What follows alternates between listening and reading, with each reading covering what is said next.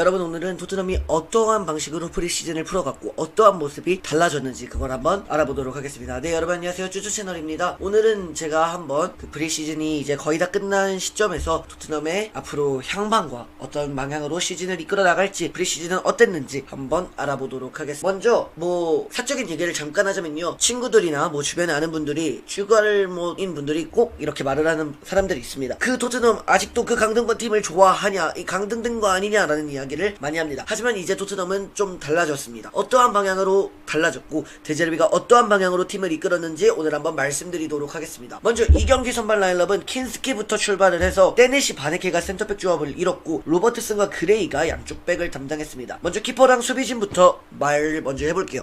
킨스키 진짜 정말 미쳤습니다. 여러분 아틀레티코전에 그 보여줬던 킨스키 모습 절대 생각하시면 안됩니다. 킨스키가요 진짜 발밑도 너무 잘 쓰고요, 그리고 선방 능력까지 갖춘 골키퍼입니다. 이게 성장을 갑자기 쑥쑥 했다는 느낌을 저는 받고 있어요. 킨스키가 발밑을 진짜 너무 잘 써요. 데제르비 축구에 딱 적합해요. 누구를 데려왔어도 이 킨스키만큼의 만족감을 데제르비가 못 느끼지 않았을까라는 생각을 할 정도로 킨스키는 정말로 좋은 발밑 능력을 보유를 했습니다.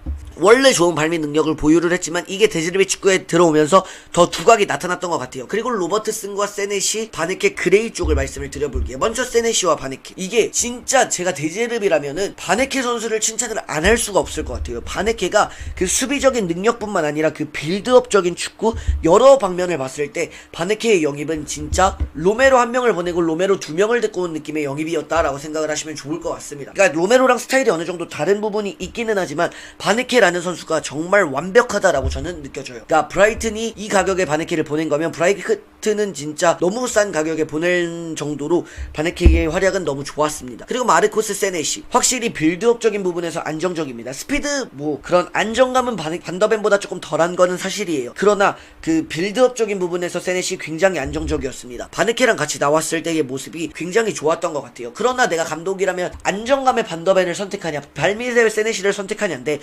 그래도 저는 일단은 반더벤을 갈 것 같기는 한데 세네시도 이제 옵션으로 고려를 해볼 만한 선수다라고 보여졌고요.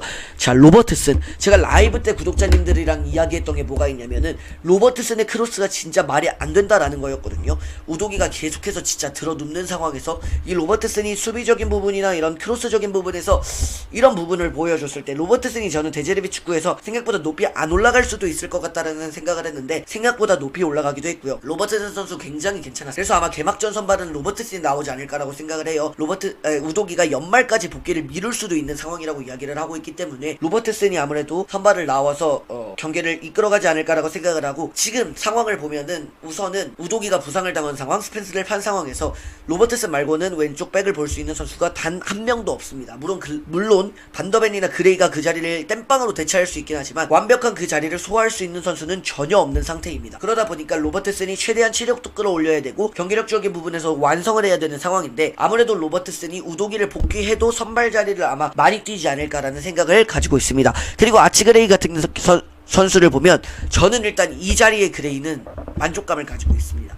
왜냐하면 그레이가 일단 이 나이에 이 자리에서 계속해서 백업으로 자리를 잡는다면 이 그레이 선수는 풀백으로도 좋은 선수가 될 수 있을 거라고 저는 생각을 해서, 아치그레이 선수는 굳이 스펜스를 보낸 자리에 새로운 선수를 영입하지 않고 그 돈을 공격수에 투자를 더 해도 그레이를 이 자리에 쓰는 것도 하나의 좋은 방법일 거라고 저는 생각을 합니다. 그리고 베리발과 토날리, 일단 토날리는 그 시즌 초반에, 그러니까 프리시즌 초반에 제가 걱정했던 그 폼은 일단은 떠나갔습니다. 그 토날리가 일단은 아니에요. 뉴캐슬에서 좋은 폼을 보여주던 그 토날리가 맞기 때문에 일단 저는 이 토날리 선수를 너무나도 만족을 하고 있습니다. 만족하고 있고, 베리발 선수는 그 돌아서서 나가는 그 움직임이 저는 너무 이번 경기 좋았다고 생각을 해요. 그래서 뎁스가 이게 너무 두껍기 때문에 베리발을 판다 만다라는 이야기가 있지만, 저는 사실 나이도 어린 이 베리발 선수를 팀에서 데리고 가는 게 좋지 않을까. 팔지 않고 임대까지는 고려해볼 만해요. 하지만 이번 시즌 베리발이 중요한 역할을 맡겨준다면 충분히 해낼 수 있을 것 같아서 저는 베리발 선수를 긍정적으로 평가하고 있고, 갤러거 선수 같은 경우에도 마찬가지입니다. 이게 너무 투박하다는 게 단점이고 많이 뛰고 확실한 그런 시너지를 내줄 수 있는 부분이 갤러거의 장점이에요. 그러나 메디슨이 오늘 경기를 나올 거기 때문에 이 메디슨 선수를 봐야겠지만 갤러거 선수가 아마 주전에서 이제 메디슨과 경쟁할 수 있는 그 정도 능력은 공격형 미드필더로 가져가지 않을까. 데제르비가 이제 토날리랑 마페를 중점적으로 밑으로 가져가기 때문에 이 벤탕도 있고 그레이도 있고 베리발도 있는 상황에서 갤러거를 이 밑에까지 내렸을 것 같지는 않고 갤러거를 공격형 미드필더에서 시몬스가 부상인 상황에서 메디슨과 공존하지 않을까라는 생각을 저는 가지고 있습니다. 그리고 일단 마티스텔, 여러분 작년에 알던 마티스텔이 아닙니다. 제가 이번 프리시즌을 보면서 항상 뭐라고 말했냐면 진짜 변했다, 이 사람 텔두다, 텔 흥민이다, 이런 말 많이 했는데 진짜 그만큼 텔이 좋아졌고, 물론 오늘 경기 어느 정도 약간 옛날의 모습의 텔이 보이는 경우도 조금은 있었던 것 같아요. 그러나 마티스 텔이 확실히 좋아졌고, 뭐 패스를 주고 하는 부분에서 이타적인 플레이도 텔이 늘어났다는 점에서 저는 텔을 긍정적으로 평가를 하고 있고, 물론 학포가 오고 사비뉴가 왔을 때 텔을 선발로 쓰는 건 저는 무리라고 봅니다. 그러나 백업으로서 텔이 완벽한 모습을 보여줄 수 있지 않을까. 이번 경기 2개의 어시스트를 기록한 마티스 텔이기 때문에 저는 이번 시즌의 텔을 너무나 긍정적으로 평가를 하고 있고, 그리고 마이키 무어, 일단 켈른과의 임대 협상을 데제르비가 보류를 시켰습니다. 그리고 계속해서 마이키 무어를 기용하면서 보고 있는데 저는 마이키 무어도 굉장히 긍정적으로 평가를 하고 싶습니다. 왜냐하면 이 마이키 무어 사람이라는 것 자체가 오른쪽에서 뛰었을 때도 이렇게 골을 집어넣어줄 수 있다. 이게 쿠두스의 백업으로 공존을 시킬 수가 있을 것 같아요. 사비뉴, 학포 둘 다 영입을 할 수 있다는 그런 자신감을 일단 토트넘이 갖고 있지만 저는 사실 그게 쉽지 않을 수도 있다고 보거든요. 그래서 일단 마이키 무어를 데리고 가는 거, 시즌의 구상에 포함시키는 거, 이것도 쿠두스와의 선의의 경쟁을 이루는 데서, 물론 쿠두스가 확실히 탑 레벨에 있는 거는 맞습니다. 그러나 무어가 이런 부분을 배움에 있어서 좀 느낄 수 있지 않을까라고 생각이 들고, 이제는 더 이상 무어가 어린 나이에 불과한 그런 선수가 아니다.